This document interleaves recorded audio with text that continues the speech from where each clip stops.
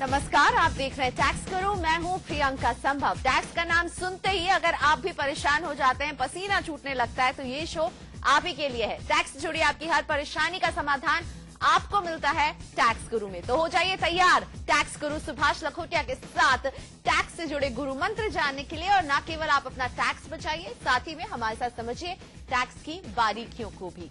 तो सबसे पहले आपको बताते कि आज टैक्स गुरु में किन खास बातों के बारे में हम आपको बताने वाले हैं। गलत रिटर्न फॉर्म दायर कर दिया या फिर रिटर्न में भर दी गलत जानकारी, इन गलतियों को कैसे सुधारें टैक्स पेयर्स।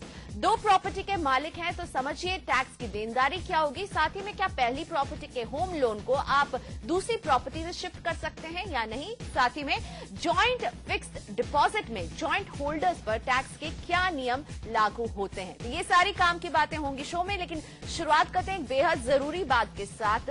रिटर्न दायर करने की आखिरी तारीख अगर आपसे छूट जाए तो क्या ऑप्शन है आपके पास, यही बताएंगे टैक्स गुरु सुभाष लखोटिया। सर, कई बार होता है कि आखिरी तारीख मिस हो जाती है, और मिस हो गई आखिरी तारीख तो क्या नो एंट्री का डोर लग जाएगा, फिर रिटर्न नहीं भर सकते।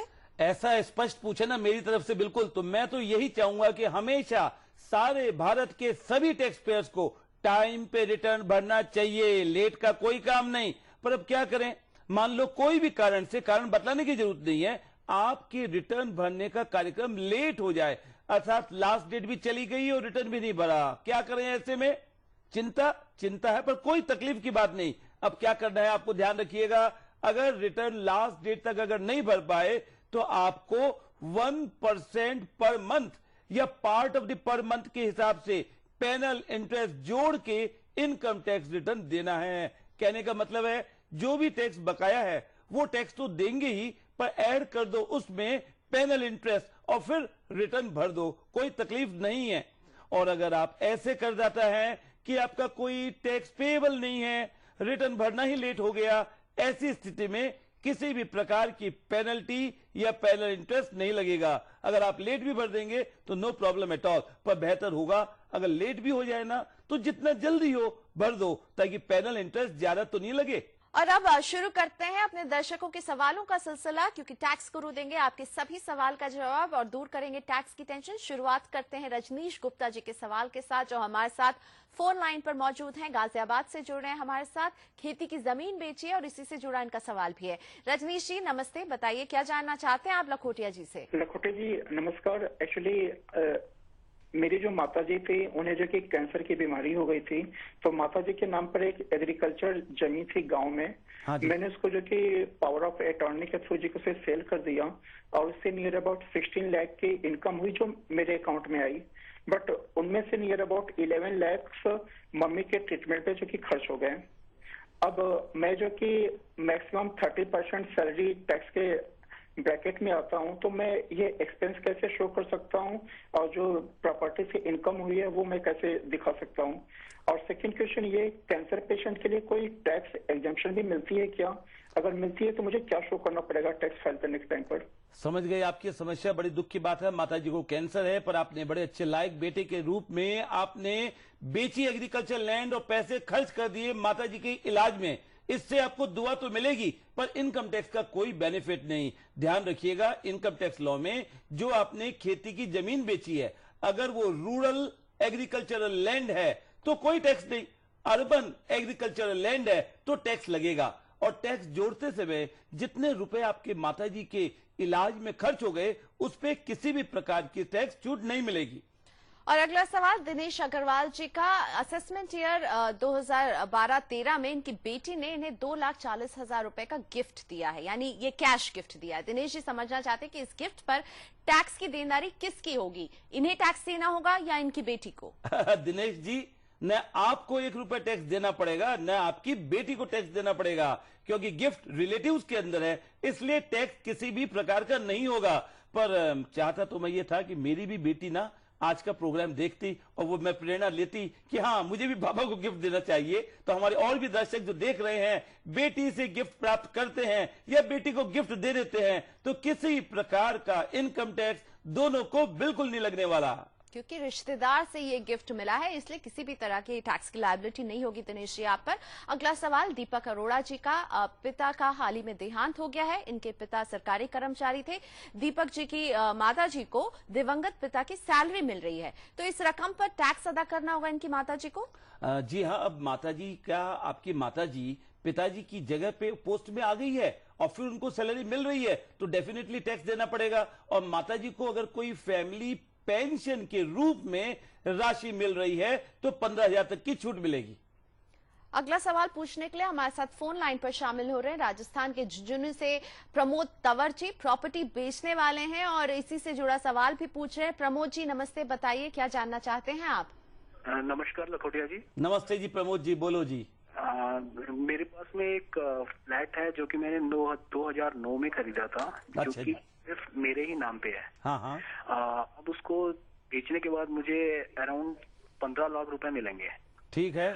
मेरा सवाल है, एक प्लॉट मेरे पास ऑलरेडी है जो कि मेरे फादर के नाम पे है। हाँ, तो हाँ। क्या मैं उस पे घर बना सकता हूँ? और दूसरा उसमें टैक्स लायबिलिटी क्या होगी? दूसरा सवाल है कि क्या एक प्रॉपर्टी को बेच के मैं 2 प्रॉपर्टीज में इन्वेस्ट कर सकता हूँ? समझ गए। पहला तो आप बोल रहे हैं कि पिताजी का प्लॉट, उस पे मैं पैसा लगा दूं, मकान बना लूं। टैक्स ऐसे में आपको छूट नहीं दिलाएगा, क्योंकि टैक्स छूट पाने के लिए आपको होना पड़ेगा owner of the property. Land जिसके ऊपर आप मकान बनाना चाहते हैं वे पिताजी के नाम में है, आपके नाम में नहीं है। इसलिए बेहतर होगा कि आप पिताजी से या तो वो लैंड गिफ्ट ले लें या खरीद लें। दोनों ही अवस्था में से जो भी आप पालन करेंगे तो लैंड आपके नाम में होगा, मालिक आप कहलाएंगे। फिर अगर इन्वेस्ट करेंगे तो डेफिनेटली फायदा मिलेगा, आपको टैक्स बच जाएगा। दूसरा सवाल आपने पूछा कि प्रॉपर्टी जो बेची उससे पैसे आए, उससे क्या मैं 2 फ्लैट ले सकता हूं? बिल्कुल नहीं ले सकते, क्योंकि आयकर कानून में जो प्रोविजन है टैक्स की छूट दिलाने के लिए, प्रॉपर्टी खरीदने के लिए, उसमें स्पष्ट लिखा हुआ है ईच वन रिच वन। एक प्रॉपर्टी बेचो दूसरी खरीदो, ये नहीं कि एक खरीदो एक बेच दो 2 खरीद लो, ऐसा मुमकिन नहीं है। इसलिए आप एक प्रॉपर्टी खरीद लें और अपना टैक्स बचाएं। अगला सवाल अनुभूति सोनी जी का है। इनके पिता रिटायर्ड हैं, इसलिए उन्हें रिपेयर या रिकंस्ट्रक्शन के लिए, अपने घर के रिकंस्ट्रक्शन के लिए लोन नहीं मिलेगा। पिताजी के पास प्रॉपर्टी अपने नाम पर है। क्या अनुभूति पिता की प्रॉपर्टी की मरम्मत के लिए लोन ले सकती हैं? लेकिन प्रॉपर्टी पिता के नाम पर है, तो क्या इस लोन पर इन्हें छूट मिलेगी? इन्हें लेके कंफ्यूजन है। और अगर टैक्स छूट नहीं मिलेगी तो घर का ऊपरी हिस्सा पिता से गिफ्ट के तौर पर लेकर के क्या रिपेयर वर्क के लिए ये लोन लेकर के छूट तब क्लेम कर पाएंगी? जी हाँ, लास्ट का पॉइंट बिल्कुल ठीक है अनुभूति जी आपके लिए।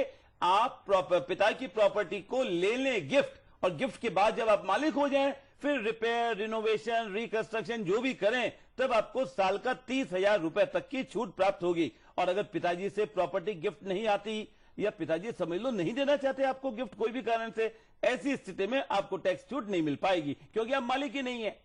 वक्त हो गया एक ब्रेक का, और ब्रेक के बाद प्रॉपर्टी पर टैक्स की देनदारी से लेकर होम लोन पर छूट पाने का समझिए सही तरीका, इस छोटे से ब्रेक के बाद।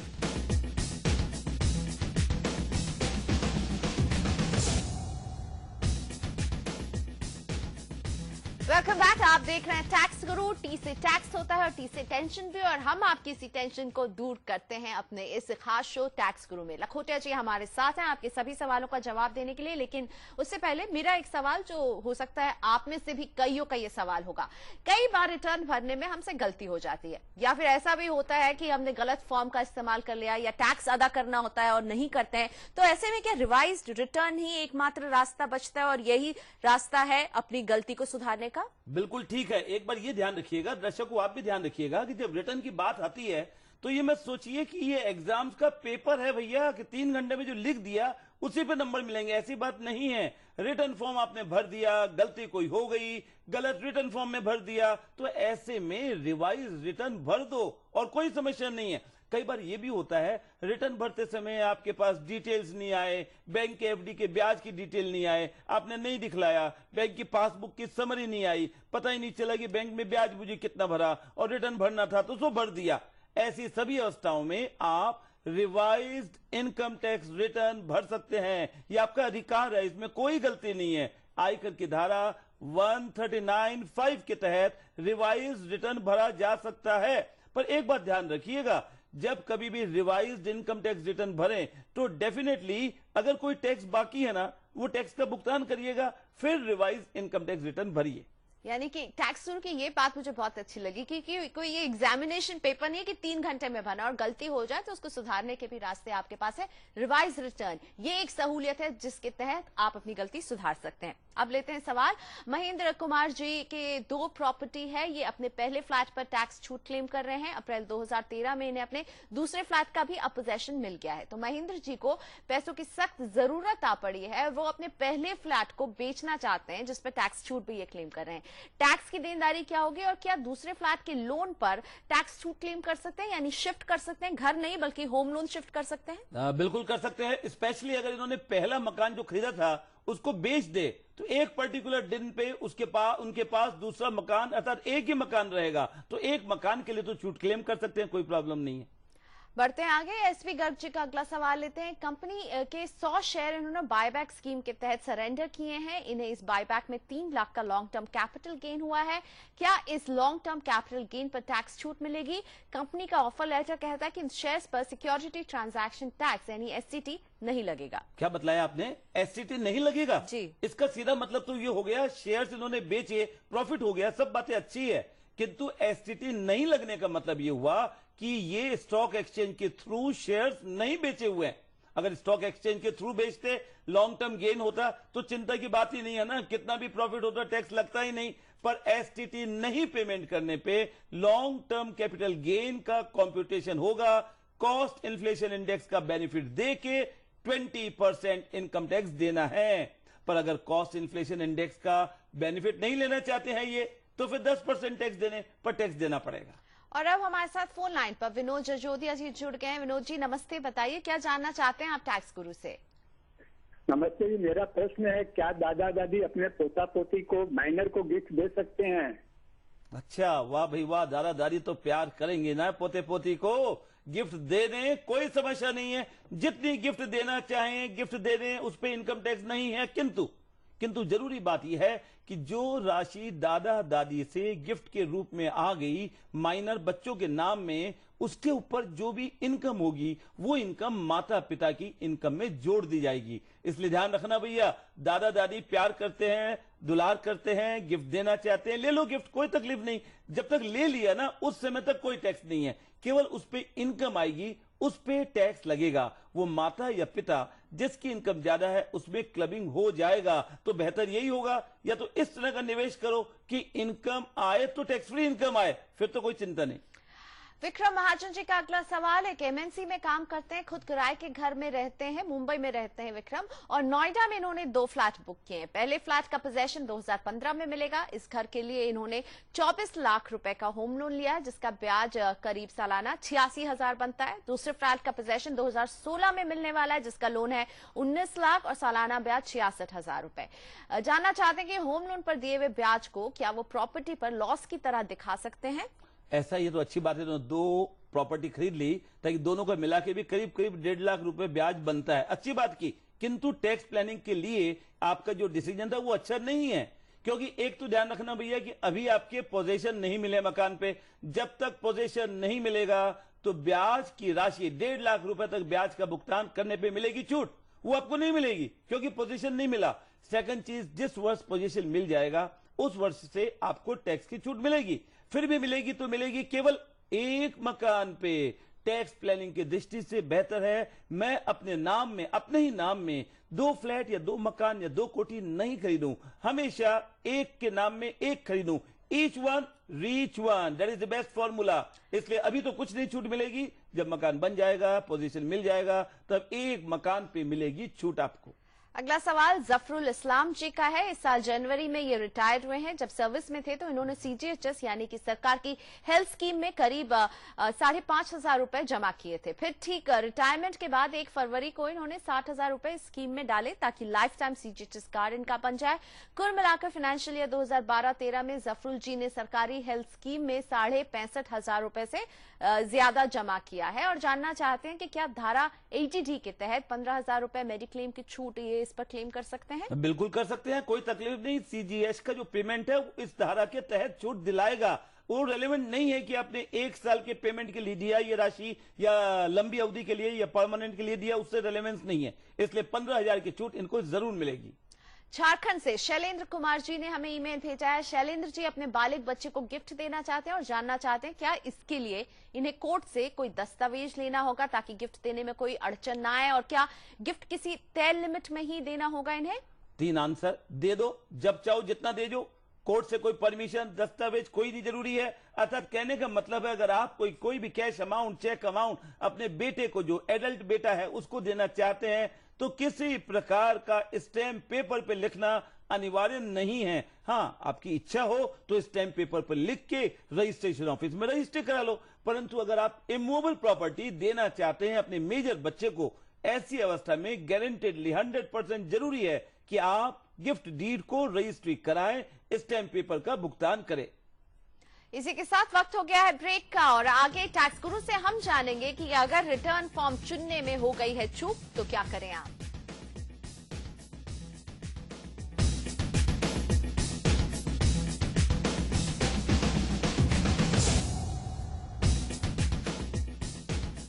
Welcome back. आप देख रहे हैं टैक्स गुरु। रिटर्न दायर करने का मौसम है और इस सीजन में कई बार गलतियां भी हो जाती हैं क्योंकि साल में एक ही बार तो हम और आप रिटर्न भरते हैं। तो लखोटिया जी, अगर गलती से कोई गलत रिटर्न फॉर्म में अपना रिटर्न फाइल कर दे तो क्या रास्ता बचता है? क्या रेक्टिफिकेशन ऑफ मिस्टेक के जरिए इस गलती को सुधारा जा सकता है? बिल्कुल नहीं। रेक्टिफिकेशन ऑफ मिस्टेक आयकर कानून में एक नियम है, धारा 154 के तहत one can go for rectification of mistake. पर मिस्टेक कहां पर, किसमें मिस्टेक, ये धारा का लाभ ले सकते हैं अगर कोई हमारे पास असेसमेंट ऑर्डर आ गया, कोई अपीलेट ऑर्डर आया, जोड़ बाकी में कहीं गलती हो गई, उन सब में रेक्टिफिकेशन ऑफ मिस्टेक धारा 154 का एडवांटेज लिया जाता है। पर अगर रिटर्न फॉर्म गलती हो गई, कोई अमाउंट लिखना भूल गए, कर गए, उसके लिए रिवाइज रिटर्न भरें और उसका लाभ लें, न कि रेक्टिफिकेशन ऑफ मिस्टेक का।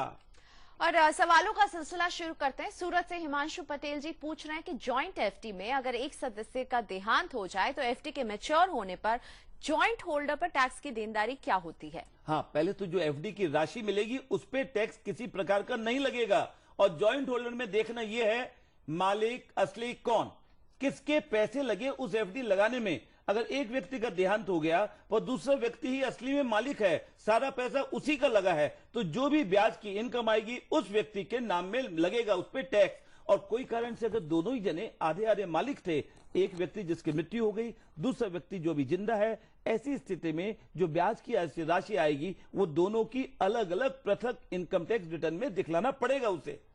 प्रदीप भाई जी का सवाल शामिल करते हैं। जानना चाहते हैं कि अगर बेटा अपनी मां को कैश गिफ्ट करे तो उसके ब्याज से होने वाली आय पर किसकी टैक्स देनदारी बनेगी। साथ ही प्रदीप जी का एक और सवाल है, रिटायर होने के बाद लिव इनकैशमेंट के एवज में 3 लाख रुपए से ज्यादा मिले हैं, जानना चाहते हैं क्या उन्हें इस पर टीडीएस से राहत मिल सकती है?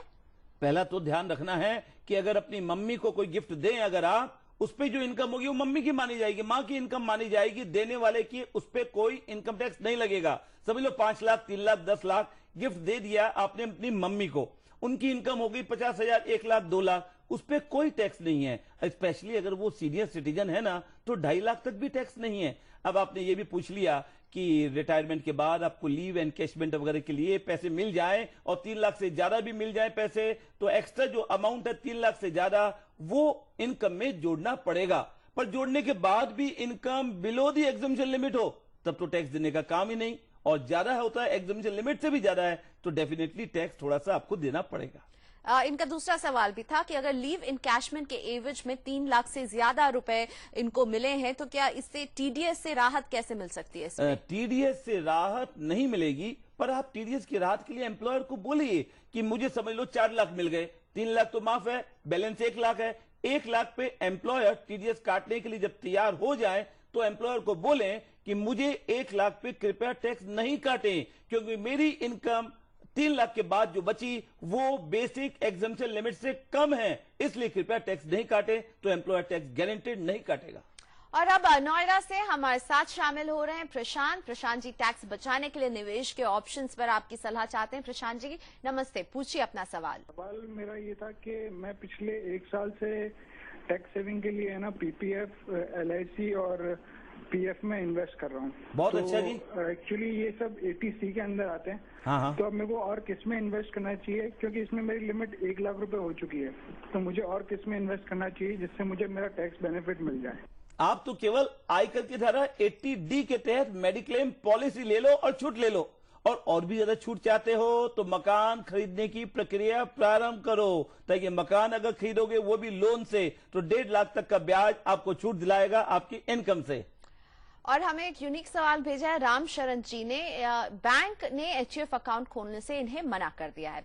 इनके HUF का नाम है राम शरण एंड सन्स। बैंक की दलील है कि राम शरण जी अपनी बेटे के HUF टाइटल से अकाउंट नहीं खोल सकते हैं। तो राम शरण जी जानना चाहते हैं कि इनकम टैक्स के नियम क्या कहते हैं, क्या RBI की कोई गाइडलाइंस है जिसकी वजह से बैंक ये अकाउंट नहीं खोल रहा है इनके लिए। ये तो राम शरण जी की जो बात है ये अजीब सी लग रही है। कम से कम मैं 42 सालों से देख रहा हूँ HUF के अकाउंट ओपनिंग करने के बारे में, और कहीं भी तकलीफ आज तक नहीं आई। कोई नाम लिखे ABC एंड सन्स तो बिल्कुल लिख सकते हैं। ऐसा लिखने से कोई HUF आपके बेटे की नहीं होती, ये बात बतलाइए बैंक को। इसलिए जो आप सोच रहे हैं उस हिसाब से बैंक का अकाउंट HUF का जरूर खुलेगा। समस्या फिर भी रहे तो आप दूसरे बैंक के पास जाइए, पर किसी प्रकार का आयकर कानून में प्रावधान कहीं भी नहीं है कि HUF के अंदर एंड सन्स लगा के अकाउंट नहीं खोल सकते।